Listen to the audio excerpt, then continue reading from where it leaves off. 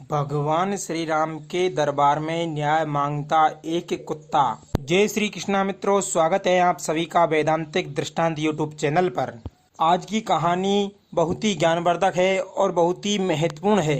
भगवान श्री राम के दरबार में न्याय मांगता एक कुत्ता।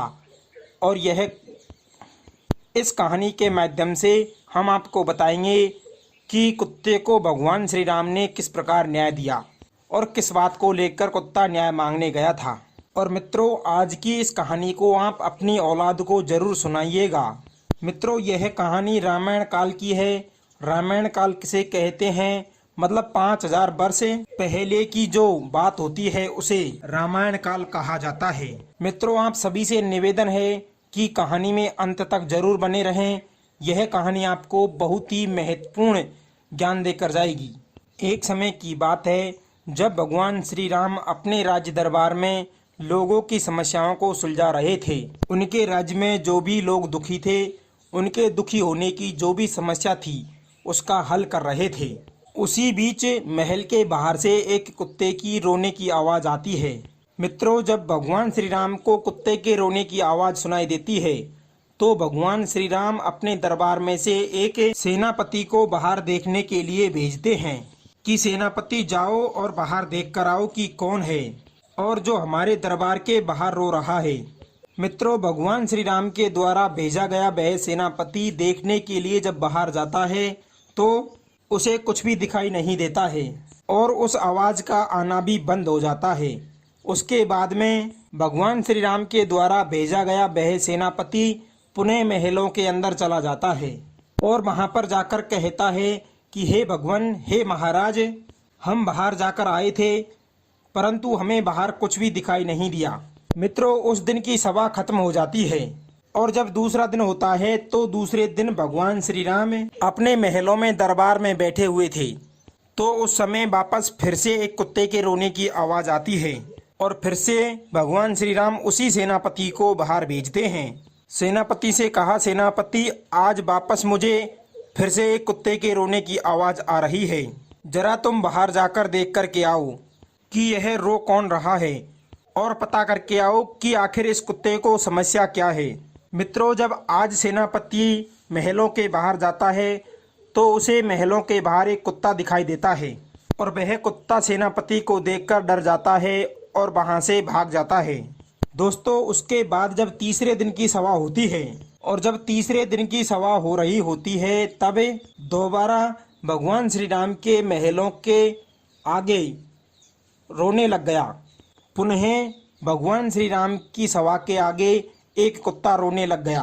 फिर भगवान श्री राम अपने सेनापति को भेजते हैं कि सेनापति, एक बार दोबारा जाकर देखो कि आखिर इस कुत्ते को समस्या किस बात की है कि आज 3 दिन से यह कुत्ता हमारे दरबार के बाहर आकर के इसी तरीके से रो रहा है।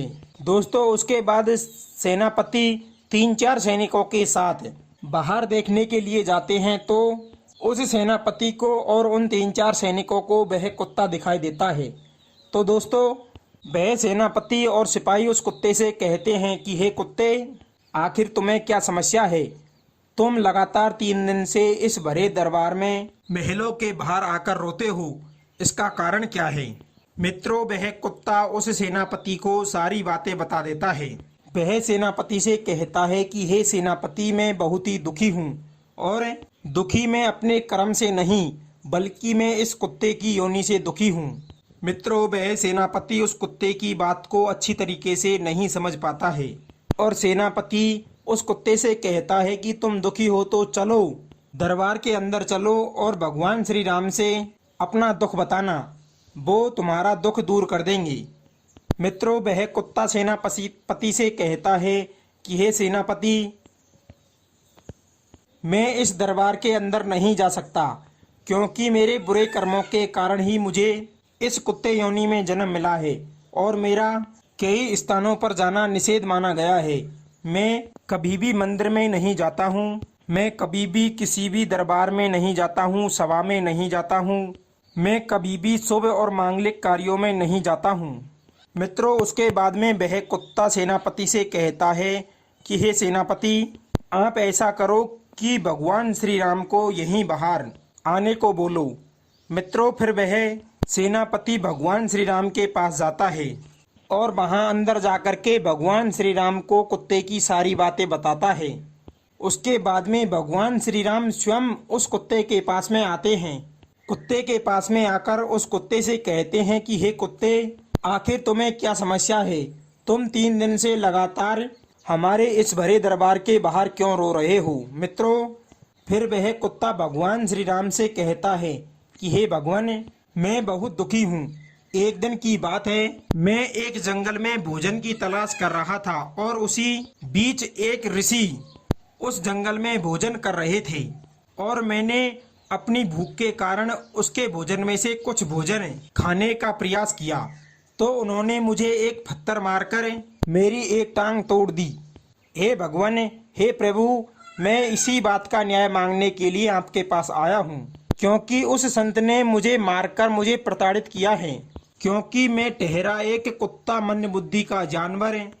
हे भगवान, मैं इसीलिए आपके पास न्याय मांगने आया हूँ, क्योंकि मैं कोई इंसान तो हूँ नहीं जो खुद ही कमाकर खुद ही खा सकूं।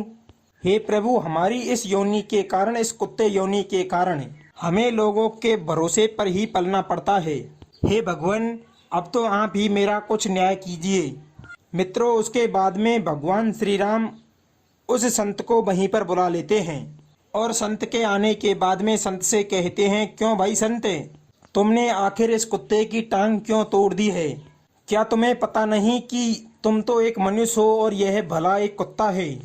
तुम्हें पता नहीं कि इसमें इतना दिमाग होता तो यह खुद ही कमाकर खा सकता था, परंतु यह एक कुत्ता है। इनका मंद बुद्धि होना इनका स्वाभाविक रूप है और इनका कर्म भी होता है। ये खुद स्वयं कमा करके स्वयं नहीं खा सकते हैं और यही इनका धर्म है और यही इनका कर्म है। मित्रों, उसके बाद भगवान श्री राम उस कुत्ते से कहते हैं कि अब हम न्याय तुम्हारे मुख से ही सुनना चाहते हैं। अब तुम बताओ कि आखिर इस ऋषि को हम क्या दंड देवें, और जिस दंड के लिए तुम इस ऋषि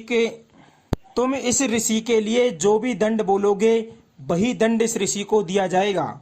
मित्रों, उसके बाद में वह कुत्ता उस ऋषि से कहता है और भगवान श्री राम से भी कहता है कि हे प्रभु, इस ऋषि को किसी शिवालय का मठाधीश बना दिया जाए। यही मेरा फैसला है और यही मेरा दंड है। मित्रों, उसके बाद में भगवान श्री राम उस कुत्ते की बात को सुनकर बहुत जोर से हंसने लगते हैं और उस ऋषि को एक शिवालय का मठाधीश बना देते हैं। मित्रों, जब ऋषि उस शिवालय का मठाधीश बन जाता है तो कुत्ता बहुत ही प्रसन्न होता है। मित्रों, उसके बाद में भगवान श्री राम के सेनापति कुत्ते से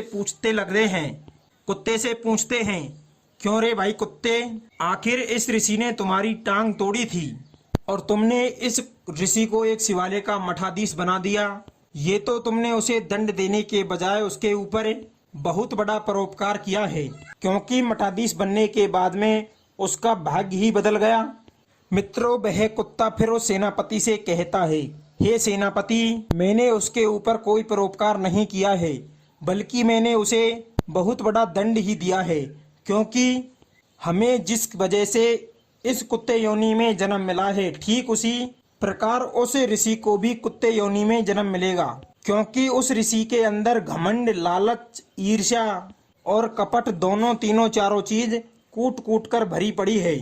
और जो ऋषि शिवालय का मठाधीश होता है और जिस ऋषि के अंदर ये सारी चीजें होती है, ईर्ष्या, भेदभाव, छले, कपटे, वह ऋषि अगले जन्म में एक कुत्ते की योनि में जन्म लेता है।